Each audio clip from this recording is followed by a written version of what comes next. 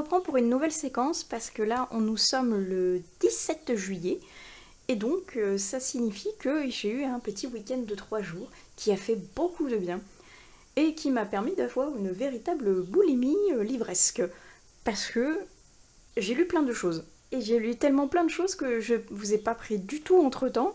Alors que je pensais pouvoir faire un petit vlog en mode je le commence, je parle avec vous, je le continue et puis jusqu'à la fin. Pas du tout, j'ai tout fini. Donc on va commencer tout de suite par vous parler de tout ça. Le premier, c'est un e-book et c'est même un SP. Donc je remercie énormément l'autrice de m'avoir envoyé son livre pour me faire découvrir son ouvrage parce qu'il s'agit d'un thriller. Et vous connaissez ma passion maintenant pour les thrillers si vous êtes sur cette chaîne depuis longtemps. J'adore ça. Il s'appelle Hystérie champêtre et il était super court. J'étais très étonnée parce qu'il s'est littéralement dévoré. Et on va être en 2021. Petit confinement, ça rappelle des souvenirs à tout le monde, cette magnifique période. Et comme beaucoup de personnes pendant le confinement, cette famille-là va mal parce que rester confiné chez soi, ne plus pouvoir sortir, faire ses habitudes, aller au travail et compagnie, la mère de famille a pété un plomb et a fait un gros burn-out. Et elle a décidé, pour sa survie mentale et celle de sa famille, de déménager en race campagne. Bien évidemment, l'aînée n'en a pas du tout envie, elle n'a pas envie de déménager, elle a encore moins envie d'aller à la campagne, et elle n'a pas du tout envie de faire plaisir à sa mère en la plaignant parce que la pauvre, elle a fait un burn-out parce que le confinement, elle n'en peut plus. Il y a une relation très très violente entre la mère et la fille qui fait que elle ne se supporte absolument pas. Et donc, quand la mère a décidé, à 2 mois du bac, de déménager en race campagne, eh bien l'aînée, Louise, elle n'a pas du tout apprécié ce changement. Le père est littéralement absent, pas physiquement parlant, même s'il est en déplacement justement du fait de devoir retourner au travail plus être en télétravail en race campagne, mais il est radicalement absent, point de vue que sa femme fait entre guillemets ce qu'il veut, lui, il s'en fout. Il s'en fout royal. Il subit un petit peu les changements d'humeur de sa femme et de ses enfants, et il essaye un petit peu de se cacher et de se libérer de tout ça en s'enfermant dans son bureau en télétravail ou en partant en déplacement pour retourner justement au travail. Et à côté de ça, il y a la petite sœur qui a l'air de le prendre plutôt bien, même si, ce déménagement en plein milieu de la scolarité, finalement ça la chamboule un peu la pauvre et elle a peur de pas trop se faire apprécier dans un nouvel environnement où personne ne la connaît et qu'elle ne connaît pas non plus. Ils arrivent donc à la campagne avec des nouveaux voisins charmants, où le fils de la voisine, JC, va être d'ailleurs embauché en tant que paysagiste dans la nouvelle demeure de notre héroïne Louise et de sa mère. Et JC, pour Louise, ça va être un petit peu son moment, on va dire, d'évasion. C'est la personne qui va pas la regarder comme une bête curieuse qui déménage comme ça au pied levé, elle va réussir à se lier un petit peu d'amitié avec lui et à passer entre guillemets un petit peu sa lassitude de sa mère en le transformant en bonne oreille compatissante pour s'épancher sur son épaule de tous les malheurs qui lui tombent dessus. Mais le problème, c'est que cette famille n'est pas du tout idéale, point de vue que c'est pas le rêve américain. La mère est donc en burn-out, elle est complètement chamboulée, elle est complètement désaxée. Même le fait de retourner à la campagne, elle étouffe, elle aime pas ça finalement. Elle aurait préféré une grande villa en bord de mer, elle aimerait être plus clinquante, être mieux, ne plus avoir ses filles sur le dos, avoir un mari compréhensif qui l'écoute. Et elle a rien de tout ça, entre guillemets. Elle est focalisée sur son malheur, elle est focalisée sur elle-même, et sa famille en pâtit énormément, notamment l'aînée. On en revient une fois de plus à Louise, Louise ne supporte pas tout ça, et apparemment, c'est comme ça depuis sa naissance presque, parce que sa mère l'a complètement délaissée, n'a pas voulu l'élever, parce que ça l'a saoulée, tout bêtement. Donc, on comprend un petit peu mieux les tensions qu'il y a entre ces personnages-ci. Et ce titre d'Hystérie champêtre, je trouve qu'il est très très bien choisi, parce que le conflit constant qu'il y a entre mère et fille va déborder sur la petite sœur aussi, et va déborder sur tous les personnages finalement, avec un contexte donc de confinement et de Covid qui va exacerber tous les aspects négatifs de ce confinement, tous les aspects un peu d'étouffement, tous les aspects un petit peu justement de maladies chroniques qui vont ressortir, de dépression et compagnie.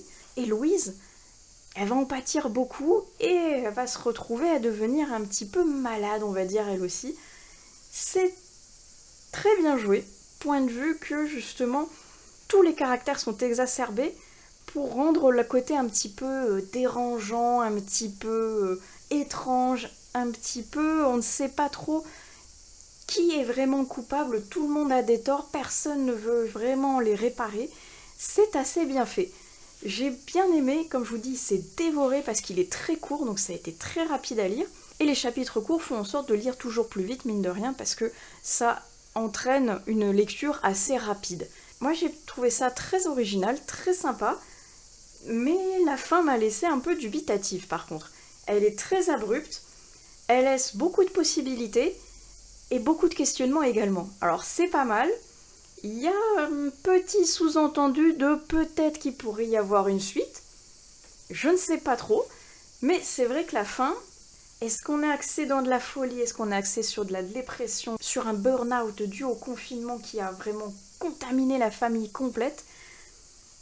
Est-ce qu'on est un peu vraiment aussi sur de la folie, qu'on passe un peu sur de la psychiatrie? Il y a beaucoup de questionnements, moi j'aime bien, mais la fin a été beaucoup trop abrupte pour moi malheureusement. Et c'est dommage parce qu'il y a ce petit truc qui fait que, au final, c'est tellement abrupt que je suis restée en mode, c'est tout, c'est ça la fin. Donc un peu dommage de ce point de vue-là, mais le reste j'ai trouvé ça très sympa. Un thriller psychologique qui se lit très vite, qui se dévore, et je pense qu'il est parfait pour cet été. Je continue avec les livres que j'ai dévorés, avec Blue Moon. Si vous avez vu ma vidéo précédente où je vous parle du bilan du Flowers Book Challenge, vous l'avez déjà vu passer et vous savez que je n'ai donc pas eu le temps de le lire pour valider mon challenge. Mais vu que je l'avais dans les mains, je l'ai quand même lu, ça aurait été dommage de le redonner à ma médiathèque même si c'était pas dans les temps. Et donc ça y est, je l'ai lu. La suite et fin de Strawberry Moon, où on retrouve nos amis les sirènes qui sont en plein milieu du pétrin. J'avais un petit peu oublié comment se finissait le premier tome, mais en revanche, je n'avais absolument pas oublié les magnifiques illustrations de Laia Lopez. Oh là là, attendez. Celle-ci, je vous l'avais montrée dans la vidéo précédente, mais je la trouve toujours aussi belle. Et mais on a le droit même à des doubles pages absolument merveilleuses. Et des petites versions toujours un petit peu en BD, chibi comme ça, qui sont très sympas aussi. Hop, je vous en montre une dernière, et c'est la seule, pour pas trop vous spoiler non plus ce qui se passe à l'intérieur, parce que ce serait vraiment dommage, parce que les illustrations, comme je vous dis, sont vraiment à tomber. Toujours aussi belles, toujours aussi frais, toujours aussi sympathique aussi à lire. Ça se dévore, franchement, il est tout petit. Donc en une journée, moi ça a été plié, parce que je l'ai donc littéralement dévoré. C'était très mignon. Je peux pas trop, entre guillemets, vous en parler parce que c'est un tome 2, donc ça va vous spoiler complètement ce qui se passe à l'intérieur. Mais sachez juste qu'on est donc sur un campus universitaire, si je ne me trompe pas, avec des humains et donc des sirènes. Les sirènes qui ont le droit d'aller intégrer le monde des humains en étant bien sûr complètement hermétiques sur leurs secrets.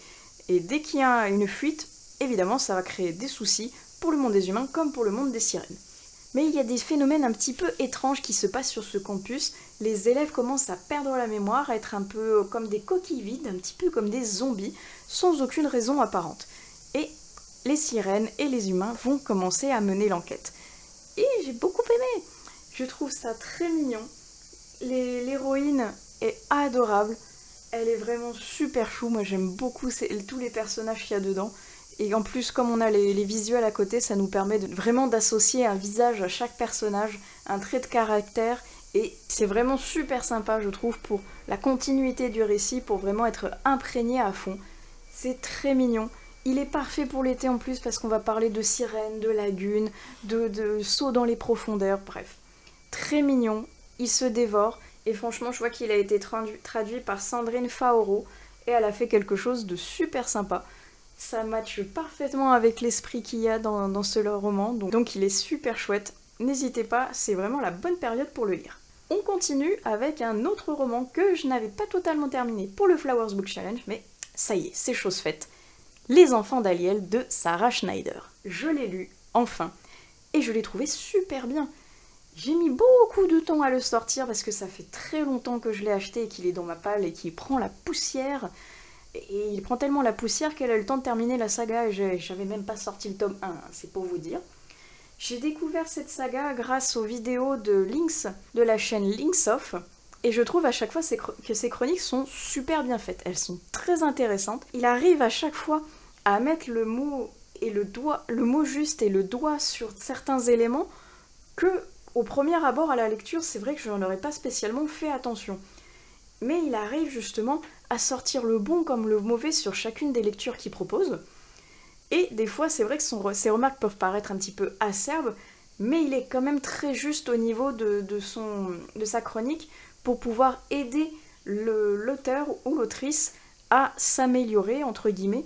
Après, chaque avis est différent, mais lui, il donne donc le sien, et il donne donc des pistes qu'il pourrait proposer pour, je sais pas, que là, il y ait une phase de dialogue un peu plus raccourcie, que là, la phase de description soit un peu plus tournée comme ci ou comme cela, qu'il y ait des verbes faibles moins utilisés pour qu'il y ait un sentiment d'un peu plus approfondi pour la lecture. Bref, c'est comme ça que j'ai découvert Les Enfants d'Aliel, que Lynx avait d'ailleurs beaucoup apprécié, et je rejoins son avis, point de vue que le world building est super chouette et incroyablement riche pour un premier roman. On sent toute la recherche et toute la création du monde qui a été étalée sur plusieurs tomes, et celui-ci est assez introductif, il est vrai, parce qu'il faut mettre en place le récit, les épreuves, mais on est quand même assez vite au final dans l'action et dans laquelle tous ces personnages vont nous embarquer. Et en parlant de quête justement, les enfants d'Aliel, ça va être des personnages qui se pensent normaux, mais qui au final ont reçu tous un don, celui d'Aliel, qui va être associé plus ou moins à leur personnalité. On va retrouver Lila par exemple, qui est une jeune fille douce, pleine d'entrain, amoureuse de la nature et de la vie, qui elle va recevoir le pouvoir de la nature justement. Elle va pouvoir, je sais pas, faire grandir les plantes, utiliser la nature à son avantage si elle a faim, si elle a soif, pour terrasser ses ennemis. Et beaucoup d'autres personnages vont venir se joindre à leur quête, avec des pouvoirs tous différents, comme le feu, l'eau, ou d'autres que je ne vous dirai pas pour vous laisser le suspense. Et tous ces personnages vont être regroupés par Flynn. Flynn qui est un esprit animal qui sait communiquer avec les fameux enfants d'Aliel. Et le but, c'est qu'il rassemble toutes ces personnes avant que l'ennemi, Orga, mette la main dessus et essaye de les corrompre ou de les tuer. Parce que le réveil d'Orga est assez proche, et qu'elle n'a pas envie que les héritiers d'Aliel viennent lui mettre les bâtons dans les roues. Et on va donc suivre ce petit groupe qui va essayer de rechercher à droite à gauche, à travers un monde très très vaste, tous les héritiers qui ont reçu le don d'Aliel. Et ça donc avant que Orga ne les trouve pour ne pas les corrompre ou les tuer. Et moi j'aime bien. J'aime bien parce qu'on est dans une espèce de quête un peu heroic fantasy, d'un voyage initiatique à travers des paysages à la fois somptueux et à la fois dangereux. Et chaque personnage va apprendre à utiliser ce don, à l'apprivoiser et à mûrir également à travers diverses péripéties qui vont plus ou moins les endurcir. Et moi j'aime bien. Justement, j'ai déjà certains personnages qui sont parmi mes chouchous, notamment Lila dont je vous parlais tout à l'heure, qui pour moi est un personnage qui n'a pas spécialement une âme de leader, mais qui a un charisme naturel et une joie de vivre qui font que on va l'apprécier forcément et on va la suivre ou l'écouter quand elle va nous proposer telle ou telle chose. Et j'aime bien ce personnage parce qu'il est très frais, il est à la fois aussi réservé, avec beaucoup de secrets et d'épreuves qui font qu'elle va essayer de mûrir, mais qu'elle va être quand même très meurtrie à l'intérieur, mais que pour son petit frère et pour la quête qu'on lui a donnée, elle va essayer d'aller de l'avant. Et beaucoup de personnages comme ça vont essayer d'apprivoiser leurs dons, vont essayer d'apprivoiser leur caractère qui est plus ou moins commode. Je pense notamment à Erika qui est l'esprit du feu, qui est vraiment tout feu tout flamme justement. Et il y a un autre personnage que j'aime beaucoup, qui lui n'a pas de don, mais qui fait partie de mes personnages préférés. Il s'agit du personnage de Vionel. Vionel qui est un soldat, et j'aime beaucoup ce personnage. Il est en train d'essayer de protéger un personnage qui va être clé dans la quête justement des héritiers d'Aliel, et il va essayer aussi de protéger son royaume de plusieurs invasions, celle d'Orga, mais d'autres qui sont peut-être plus ou moins liées, on ne sait pas encore en tout cas à la fin de ce tome-ci. Fin très abrupte là également, où on est tellement en plein milieu de l'action que j'étais un peu étonnée en mode mais pourquoi ça se finit ici?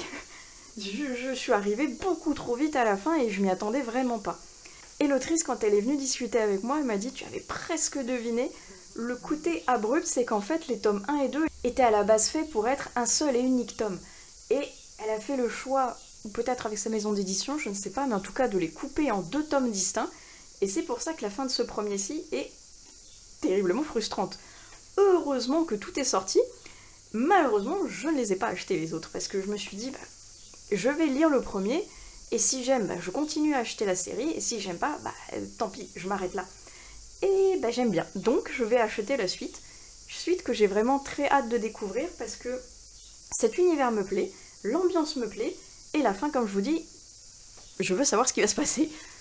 Donc, peut-être que dans les prochaines vidéos, je vous parlerai du tome 2, qui sait, mais en attendant, le premier est super chouette. Et alors là, on va changer radicalement d'ambiance avec un bon petit thriller.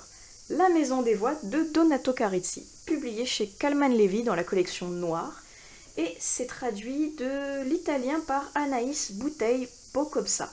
J'espère que ça se prononce bien comme ça. Et depuis le temps que je voulais le lire celui-ci, parce qu'il y a le nouveau tome qui est sorti, et si on n'avait pas lu celui-là, on allait être perdu. Et comme le second tome me faisait terriblement envie, je me suis procuré le premier à la médiathèque, et quelle belle surprise. J'aime décidément beaucoup ce que fait Donato Carricci. C'est très éloigné de la saga du chuchoteur, mais on a toujours une ambiance sombre, une ambiance mystérieuse, une ambiance emplie de questionnements et de noirceur que Donato arrive à la perfection à nous retranscrire à travers sa roman. Un petit résumé. Florence de nos jours. Pietro Gerber est un psychiatre pour enfants spécialisé dans l'hypnose. Il arrive ainsi à extraire la vérité de jeunes patients tourmentés. Un jour, une consoeur australienne lui demande de poursuivre la thérapie de sa patiente qui vient d'arriver en Italie. Seul hic, c'est une adulte. Elle s'appelle Anna Hall et elle est persuadée d'avoir tué son frère pendant son enfance. Intrigué, Gerber accepte, mais c'est alors qu'une spirale infernale va s'enclencher. Chaque séance d'hypnose révélant plus encore le terrible passé d'Anna, mais aussi qu'elle en sait beaucoup trop sur la vie de Gerber. Et si Anna Hall était venue le délivrer de ses propres démons? Oh, que c'était chouette. Oh là là là là là là. Ça faisait longtemps que j'avais pas lu un Donato Carricci et j'étais terriblement contente de retourner m'imprégner de cette plume et de son ambiance qui sait si bien nous décrire. Ça nous enveloppe dans un côté où on ne sait pas qui est gentil, de qui est méchant, on ne sait pas qui ment, de qui dit la vérité. Et même si on peut se dire c'est le psychiatre qui a raison et c'est son travail d'arriver à mettre sous hypnose cette jeune femme pour arriver à la libérer de son lourd passé, et on se rend compte qu'il y a beaucoup plus que ça derrière finalement. Tellement plus qu'on va se retrouver un peu pris au piège dans cette fameuse spirale infernale dont il est question dans le résumé, en se demandant si justement elle connaît pas beaucoup plus qu'elle me voudrait laisser paraître et que l'hypnose arrive à relâcher des bribes de son passé mais qu'elle en garde pour elle et qu'elle redistribue ce qu'elle a envie au rythme qu'elle a envie. Et il y a donc beaucoup de mystères, beaucoup de questionnements, une enquête un petit peu derrière de Gerber justement pour savoir qui est cette fameuse Anna Hall, pourquoi elle est arrivée comme ça dans sa vie, pourquoi lui au fond il a décidé de l'aider alors que d'habitude il ne s'occupe que des enfants. Et il y a beaucoup de choses comme ça derrière, des mystères un petit peu familiaux, un petit peu historiques, un petit peu médicaux, et le tout combiné dans la plume de Donato Carricci fait que le résultat est grandiose. Et le rythme va crescendo, et j'ai enchaîné les chapitres, si bien que je pensais pouvoir vous faire une vidéo où j'allais vous raconter du début à la fin ce que j'en ai pensé, mais je l'ai dévoré en 2 jours en fait. C'était impossible de le lâcher, j'étais à fond dedans, mais je suis arrivée à la fin où quand je suis arrivée dans les derniers chapitres, je commençais à me dire est-ce qu'on va aller dans la direction à laquelle je pense? J'avais un doute jusqu'à vraiment à la toute dernière fin et je me suis dit oui, on a pris cette direction-là, mais il m'a fallu quasiment tout le livre pour me dire j'ai l'impression qu'on va se diriger par ici. C'est très bien fait, j'aime beaucoup beaucoup la plume de Donato et ce qu'il nous a fait à travers ce roman. Et maintenant que j'ai vu la fin où j'étais en mode « Ah, d'accord, c'est vrai que ça aurait pu se terminer en one-shot sur celui-ci, mais le fait de savoir qu'il y a un second tome me donne terriblement envie de me ruer à ma médiathèque ou à une librairie pour le trouver, parce que ça se termine en soi dans une fin qui pourrait rester comme ça, mais il pourrait y avoir tellement plus derrière que je suis vraiment des plus intriguée et j'ai trop envie de retourner dans cette maison des voix, d'aller voir ce qui s'y est vraiment passé et de continuer le récit avec, j'espère, Anna encore et Pietro, parce que je serais triste de ne pas avoir le fin mot de l'histoire et de ne plus retrouver ces deux personnages-là, qui ont encore, je pense, beaucoup à dévoiler. Donc super chouette. J'aime décidément beaucoup cet auteur, j'ai encore beaucoup de récits de lui qui me manquent à lire, et pourtant j'en ai encore dans ma bibliothèque, donc il faudrait que je les sorte. Mais là, c'est décidément la suite. J'ai qu'une hâte, c'est de le dévorer, parce que le premier tome, je l'ai mangé en 2 jours, tellement il était super bien. Et je vais m'arrêter ici, parce que comme vous avez pu le constater, j'ai lu beaucoup de livres. Certains, je les avais déjà commencés avant ce week-end, il est vrai, mais j'étais tellement prise dans la frénésie de lecture que je ne me suis pas arrêtée en fait. Donc, je vais couper cette séquence ici, et je vous reprendrai plus tard pour discuter avec vous sur une autre séquence de livres, une fois de plus. Et recoucou! Je vous reprends sous une chaleur écrasante pour vous parler de petites réceptions que je viens d'aller chercher. Alors, il y en a un, c'est l'autrice qui m'a gentiment contactée pour me faire parvenir sa nouvelle œuvre, et les 2 autres plutôt, ce sont 2 livres pour lesquels j'ai craqué sur Vinted parce que je suis incorrigible, tout bêtement. J'ai plein de livres, mais il en faut toujours plus. C'est grave. Alors, on va commencer par ces 2-là, justement. Hop, les 2 que j'ai récupérés sur Vinted. Mais regardez-moi ça, franchement, hein, des fleurs. Est-ce que c'est pas une excuse pour les prendre? Alors le premier, c'est Les fleurs sauvages de Holly Ringland, publié chez Le Livre de Poche. Et c'était traduit de l'anglais de australien par Anne Damour. Alors si vous me suivez depuis un petit bout de temps, vous en avez peut-être déjà entendu parler, parce que je l'ai déjà lu. Je l'avais lu en version e-book, et je l'avais adoré. Tellement adoré que, comme ça parle de l'Australie avec les fleurs qu'ils cultivent en plein été, et qu'on est en plein été, qui fait super chaud, j'ai l'impression d'habiter justement en Australie, ça m'y a fait penser, j'avais bien envie de le relire. Et regardez, moi j'aimais beaucoup la présentation avec les fleurs en début de chapitre. Hop, je vous en montre juste un autre. Voilà. Moi j'avais adoré le concept, j'avais adoré l'histoire, et il me trottait dans la tête. Et en général, quand un livre comme ça me trotte dans la tête alors que ça fait un petit bout de temps que je l'ai lu, c'est bon signe, c'est que j'ai envie de le relire. Et comme je ne l'avais pas en physique, je l'avais qu'en version e-book, je le voulais vraiment en version physique, et voilà, j'ai craqué. Je l'ai trouvé à pas cher du tout sur Vinted, et j'ai même pu le faire en lot avec le second qui était là, que je cherchais, mais qui, comme beaucoup de titres, était complètement sorti de la tête parce que j'ai trop de titres qui sont dans ma wishlist. Donc j'en ai profité. Et il est vraiment génial celui-ci. Je sais pas si vous le connaissez, mais en tout cas, lisez-le, il est trop bien. Ça va parler d'une petite fille qui a perdu ses parents dans un tragique accident et qui va être recueillie par sa grand-mère qui vit au fin fond de l'Australie et qui fait pousser des fleurs sauvages qu'elle vend sur les étals des marchands, sur les grands marchés, et où elle confectionne aussi des bijoux et tout un panel de cosmétiques et de petits objets en rapport avec l'art floral. Et elle se fait aider pour la cueillette et la culture de ces fleurs par beaucoup de femmes qui sont là et qui cachent tout un secret. Certaines pour fuir un passé, un mari trop violent ou échapper à des dettes. Elles ont tout un petit secret comme ça qu'elles cherchent à dissimuler. Et parmi donc ces femmes, Alice, donc notre héroïne, va grandir, va apprendre à mûrir, à se développer malgré l'absence donc de ses parents et malgré beaucoup de secrets qui vont envelopper déjà la disparition de ses parents et sa vie en général. Et j'ai beaucoup aimé cette histoire qui, comme je vous dis, elle trottait dans ma tête, et à chaque fois que je vois des fleurs, quand je me balade dans les champs, dans la forêt ou autre, ça me fait penser à ce livre. Donc j'ai craqué, j'ai fini par aller le chercher, le dénicher sur Vinted, et le voilà, il va venir compléter ma collection. Et le second que j'ai trouvé qui m'a permis donc de faire un lot, c'est celui-ci.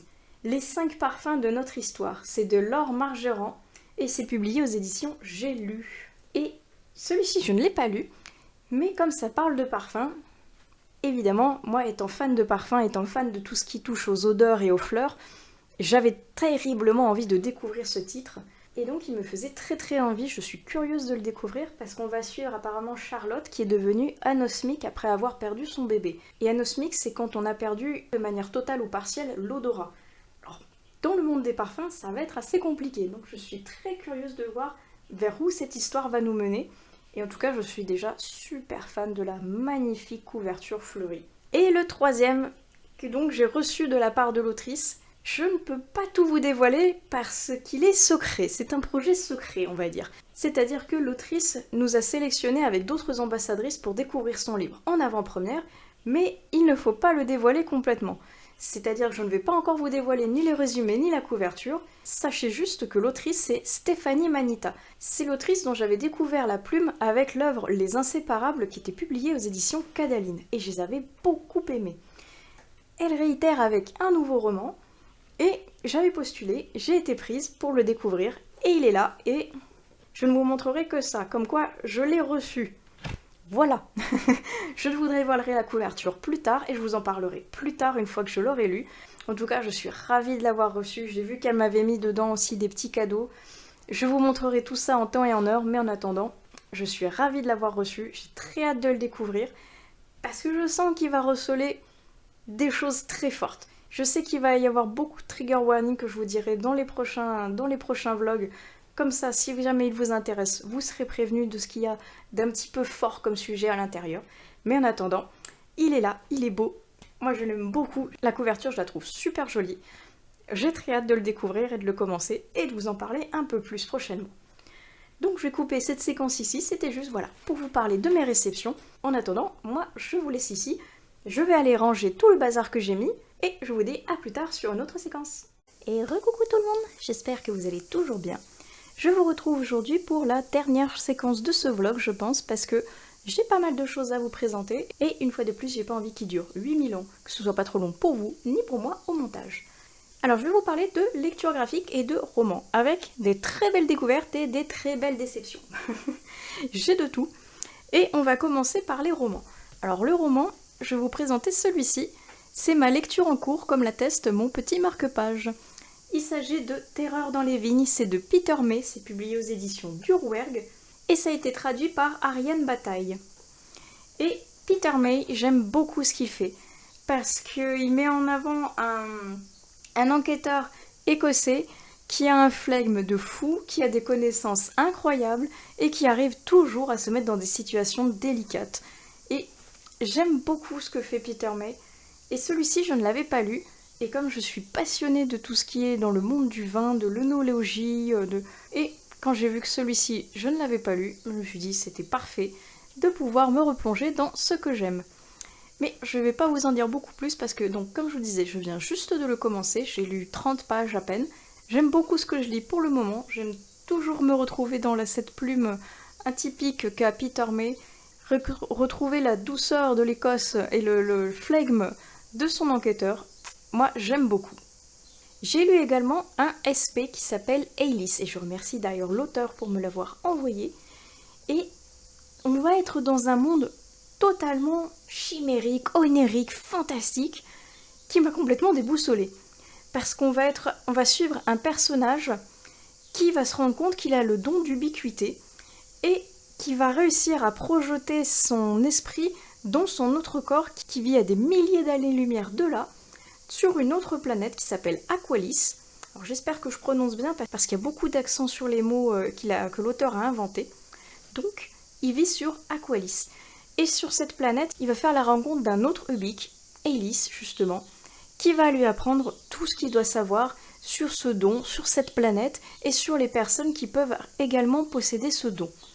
Et on va suivre entre la planète Terre et la planète Aqualis l'aventure de ce personnage qui s'appelle Kyle et qui m'a complètement déboussolée parce que justement il faut arriver à suivre les deux avec toujours donc Kyle qui est au centre de l'attention, c'est lui qui nous narre le récit, mais à certains moments c'est un autre personnage qui va se mettre à parler, mais à aucun moment c'est marqué comme quoi ce n'est pas Kyle qui a pris la parole, que c'est un nouveau personnage.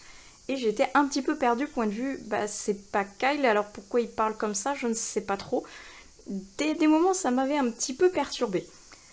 Passé ce détail, il y a beaucoup de choses là-dedans.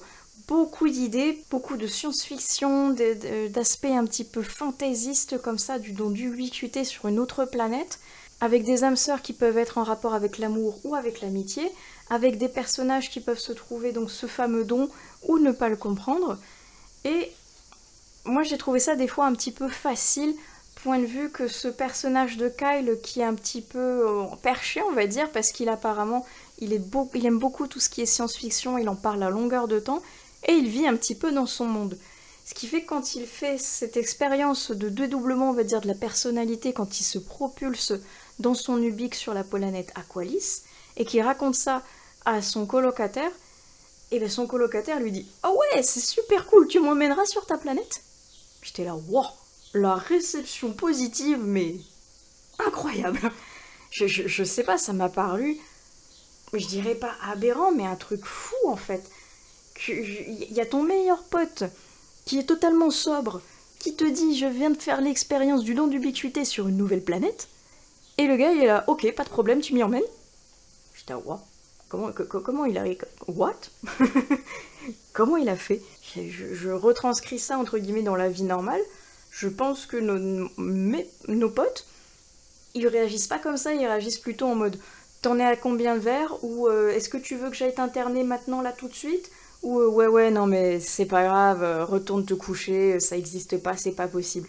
Là, j'ai l'impression que tous les personnages à qui il parle de ce don et de cette planète, tous lui disent « Waouh, c'est génial, ça existe, moi aussi je fais pareil !» J'étais ok. C'est un peu facile malheureusement qu'il soit réceptif à ce point-là en fait. Je suis pas sûre que, oui, comme je vous dis, en retranscrivant ça dans la vie dite entre guillemets réelle, je suis pas sûre que les personnes réagissent aussi bien de manière aussi positive et aussi enjouée à cette évocation d'une nouvelle planète. Mais bon, c'est le choix de l'auteur. Ça lui permet d'avancer un peu plus dans l'histoire, ça lui permet d'introduire d'autres personnages. Et moi j'ai été moyennement convaincue du fait que j'ai eu du mal à rentrer dans l'histoire. Avec, comme je vous dis, ces facilités un peu trop présentes, avec ce personnage unique qui parle, mais à certains moments finalement c'est un autre, sans aucune raison et sans aucun indice, surtout qui nous dit qu'on change de personnage. Après, l'idée est bonne, les idées sont bonnes de cette planète, de ces nouveaux mots, de ces nouvelles créatures qui peuplent cette planète, avec ces ubiques donc, qui peuvent prendre leur source sur la Terre, ces âmes sœurs fraternelles ou amoureuses. Il y a beaucoup de bonnes idées. Il y a toute une histoire sur la planète qui fait qu'il y en a certains qui se sentent mal ou qui peuvent mourir et que ça peut être dû aux actions qu'il y a sur la planète Terre, où justement chaque choix que l'on fait, chaque chose que l'on entreprend a une répercussion sur cette fameuse planète. Il y a des choses très intéressantes comme ça, mais il y en a d'autres qui perdent un petit peu le lecteur, je pense, malheureusement. Ou en tout cas, ça a été mon cas. Donc ouais, il y a des bonnes idées, il y a un rapport avec la musique qui est agréable également. Il y a un rapport en revanche avec la religion et le côté originel de la chose qui, moi, n'étant pas fan de religion, ne m'a pas du tout impacté positivement. Je n'ai pas ressenti d'attachement ou de waouh à l'évocation de cette nouvelle Bible, nouvelle Genèse. Mais c'est une bonne idée en soi. Après, moi, je vous invite à le découvrir. Moi, je l'ai moyennement apprécié. Il y a de très bonnes idées, mais j'ai pas été embarquée par l'histoire. Donc, dites-moi dans les commentaires si vous l'avez lu, que je puisse en discuter avec vous, connaître votre avis, et sinon, moi je vous invite à vous faire votre propre opinion et à le découvrir pour rentrer dans cet univers incroyable. Et on va terminer avec le dernier roman dont je vais vous parler, et entre guillemets, on va aller très vite dessus, parce que je l'ai abandonné malheureusement. Il s'agit de L'Empire d'écume. C'est de Andrea Stewart, c'est le tome 1, La fille aux éclats d'os, et c'est publié aux éditions Big Bang. C'est traduit par Laurence Boischot, je ne sais pas comment on prononce, et j'ai été très déçue, parce que je pense que j'en attendais beaucoup, notamment par la hype qu'il y a eu autour de cette sortie, mais j'en attendais peut-être trop, du fait peut-être de ma déception. Pour ce qui est du résumé, on est sûr, sur toutes les îles de l'Empire, on prélève sur chaque enfant un éclat d'os derrière l'oreille, lors d'un rituel trop souvent mortel. Depuis son palais, l'empereur utilise ces précieux fragments pour créer et contrôler de redoutables chimères animales, les concepts, qui font régner la loi. Mais son autorité vacille et partout la révolte gronde. Sa fille, Lynn, a été privée de ses souvenirs par une étrange maladie et passe ses journées dans l'immense palais, plein de portes closes et de noirs secrets. Pour regagner l'estime de son père, elle décide de se lancer dans le périlleux apprentissage de la magie d'os, un magie qui a un prix. Alors que la révolution vient frapper aux portes du palais, Lynn devra décider jusqu'où elle peut aller pour reconquérir son héritage et sauver son peuple. Alors le speech avait l'air incroyable avec cette magie super originale à base de petits bouts d'os derrière l'oreille qui transforment en une magie un petit peu chimérique comme ça. Le tout plongé dans une magie et dans un empire un peu asiatique, avec ses complots, avec cette magie presque interdite, très dangereuse. Ça avait l'air incroyable. Et au final, pour moi, c'était juste incroyablement long. Ça ne se mettait pas en place. Au bout d'une centaine de pages, il n'y avait toujours rien de passionnant, palpitant, entre guillemets, qui se passait. Ce qui fait que j'ai malheureusement abandonné ma lecture. Et je suis très triste parce que j'aime pas faire ça. Parce qu'à chaque fois, j'aime laisser une chance au livre jusqu'au bout. Mais là, j'ai tellement de lectures à faire, j'ai tellement de SP à lire, de chroniques à rendre et d'autres livres que j'ai envie de lire pour mon propre plaisir, que je me suis dit, entre guillemets, j'ai pas de temps à perdre sur cette lecture-ci qui ne m'emballe malheureusement pas. Je vais plutôt me tourner vers d'autres que je dois lire ou qui me font plus envie. Et je suis triste parce que, comme je vous disais, j'en attendais beaucoup. La pagination est jolie en plus. Je vais vous trouver, voilà, regardez, une en-tête de chapitre qui est très jolie. Je trouvais le papier super fin par contre. On voit beaucoup à travers, donc ça gêne pas trop la lecture non plus. Mais quand je passais d'un autre livre où les papiers étaient beaucoup plus épais, là, on sentait vraiment la différence de qualité d'impression.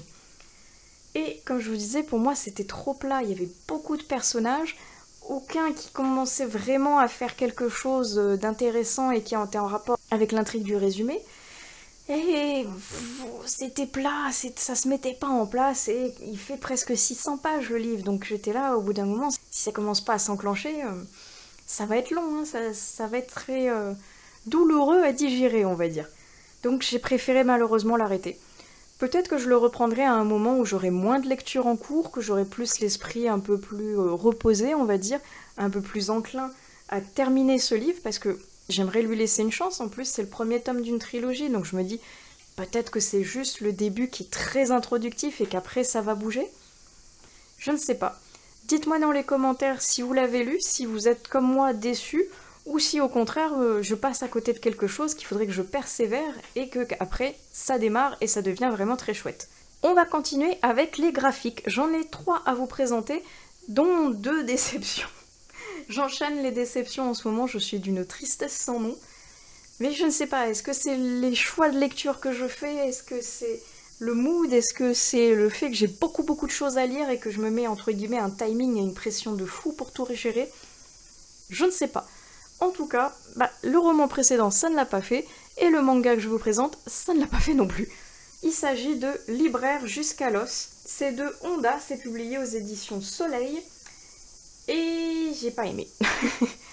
Pourtant, Libraire jusqu'à l'os, ça m'avait intriguée parce que, voulant travailler dans le monde du livre et pourquoi pas de la librairie, je me suis dit, oh, ça a l'air super chouette, ce monde justement de la librairie, du manga, parce que là ça va être une librairie spécialisée dans le manga, ça va être super chouette. Et ça l'a pas fait, moi notamment au niveau du design, qui ne me correspond pas. Je ne suis pas fan du dessin, je suis pas spécialement fan de la mise en page, et je suis pas fan des multiples petites astérix qui renvoient à une annotation qui sont cachées au milieu des bulles et des planches un petit peu noircies. C'est pas mon truc malheureusement. Pourtant ça peut être utile parce que c'est pour expliquer la vulgarisation du langage de la librairie avec je sais pas, des abréviations, avec à quoi correspond la catégorie des shonen par exemple, à quoi correspond tel titre. c'est intéressant en soi. Mais moi, ça l'a pas fait. Je trouve le trait beaucoup trop lourd, beaucoup trop appuyé. Les personnages ne m'ont pas plu. J'ai pas réussi à adhérer malheureusement. Et pourtant, pareil, j'en attendais du bien. Et en résumé, il y avait juste suivez les péripéties aussi drôles que véridiques d'une libraire de manga japonais. Donc ça pouvait être super intéressant. Et ça y est, j'ai pas réussi à accrocher malheureusement. Donc bah, tant pis. Ce n'était peut-être pas pour moi, c'est peut-être pas mon style. Ce sera pour une prochaine fois. Et la deuxième déception que je vais vous présenter, promis après, on part sur un presque coup de cœur parce que j'ai adoré la prochaine. Mais en attendant, j'ai voulu lui laisser une seconde chance. J'ai voulu lire le tome 3 après avoir été malheureusement déçue par le tome 2. Et non, ça l'a pas fait non plus, le tome 3 ne m'a pas convaincue, donc je pense que je vais définitivement arrêter de lire cette saga. Ou alors c'est vraiment parce que je tombe dessus par le plus grand des hasards, mais Lore Olympus, ça ne passe pas avec moi. Je suis vraiment désolée. Je sais qu'il y a beaucoup de gens qui font une hype énorme autour de cette saga. C'est un coup de cœur monumental pour beaucoup de gens, mais moi, je n'y arrive pas. C'est toujours de Rachel Smith, c'est toujours aux éditions Hugo BD, c'est toujours tiré d'un webtoon, et c'est toujours sur la réécriture contemporaine d'Hadès et Perséphone. Et donc ça ne me correspond toujours pas, malheureusement. Je suis en revanche toujours aussi admirative des très jolis dessins. Je trouve que c'est toujours aussi beau, avec une mise en page toujours aussi fraîche, toujours aussi colorée. Donc ça, il n'y a pas de souci, moi j'aime bien, même s'il y a des moments, le design est un peu particulier. Il y a des moments assez funky, il y a des passages qui sont plutôt bien amenés. Et il y en a d'autres, ça passe pas. Ça passe pas, l'histoire reste plate. Le côté contemporain qui arrive pour essayer d'appuyer le mythe est intéressant en soi, mais beaucoup trop calqué sur les sentiments de Perséphone qui mettent beaucoup de temps à réagir, entre guillemets. Elle met du temps à mettre un nom sur ces fameux sentiments, sur sa vie, sur ce qui lui est arrivé, et sur justement qu'est-ce que ça lui procure comme idée malsaine, et sur justement qu'est-ce que ça lui fait d'avoir vécu ça. Il y a beaucoup de trigger warning dedans parce qu'on va parler de relations non consenties, on va parler de relations toxiques, on va parler de maltraitance psychique, de maltraitance physique, sexuelle. Bref, il y a beaucoup de triggers qui peuvent déranger les gens. Moi, ça ne m'a pas dérangé là-dedans en soi, mais tout ce qui est à côté, tout le cheminement de pensée est plat. Vraiment plat. Les sentiments naissants entre les personnages, ça n'avance pas. La jalousie entre certains personnages est complètement ridicule, moi je trouve, ou totalement exacerbée, et donc ça ne passe pas avec moi. Certaines déesses ou dieux que j'adore sont tournés en ridicule, et je trouve ça dommage. Artémis, mais qu'est-ce qu'ils lui ont fait? J'adore cette déesse, je ne la reconnais absolument pas. Je suis super triste. Alors ça peut être drôle mixé avec l'histoire et avec le contexte, ouais, mais moi ça passait pas. J'aime beaucoup donc le design, j'aime bien le personnage de Perséphone, j'aime bien celui d'Hadès, d'Hermès. Hermès est excellent, par contre celui-ci je l'aime vraiment beaucoup. Mais il y en a d'autres, ça passe pas. Et donc j'ai essayé, c'est le 3e tome que je lui ai offert une nouvelle chance, mais non. Je sais, comme je vous dis, peut-être que si je tombe par hasard sur le tome 4, je le prendrai en disant allez, énième dernière chance. Mais sinon, clairement, c'est pas une série vers laquelle je vais spontanément me diriger pour connaître avidement la suite parce qu'elle ne m'intéresse pas, malheureusement. C'est fort dommage parce que j'en attendais beaucoup, peut-être trop, mais en tout cas, même là, le tome 3, c'est pas passé. En revanche, la petite BD que je vous présente pour terminer cette vidéo, je l'ai adorée. Depuis le temps que je voulais la lire, que je la réserve à ma médiathèque et qu'elle me passe sous le nez, là j'ai eu peur parce que ma médiathèque va bientôt fermer pour les vacances d'été et je me suis dit oh là là, ils vont fermer, j'aurai encore pas mon livre. Je l'ai eu, enfin, je suis sauvée parce qu'en plus il faisait partie de mon Ice Cream Summer Challenge, donc je voulais valider ma catégorie. C'est chose faite avec la BD Elle. C'est de Aveline Stockart et de Kit Toussaint. C'est publié aux éditions Le Lombard et c'est le tome 1, La Nouvelle. Premier tome d'une trilogie que je pense que je vais aller dévorer parce que j'ai adoré le premier tome. Déjà la couverture, elle est pas trop chou. J'adore ces petits personnages. La mise en page, la colorisation, le style de dessin. Regardez, c'est beau, c'est vraiment beau. La mise en page est incroyable. Regardez la qualité de cette double page, absolument magnifique. Et cette page-ci aussi que j'aime vraiment beaucoup beaucoup. Elle est trop belle. J'ai beaucoup aimé et le design me fait penser sur certaines pages un petit peu de la 3D.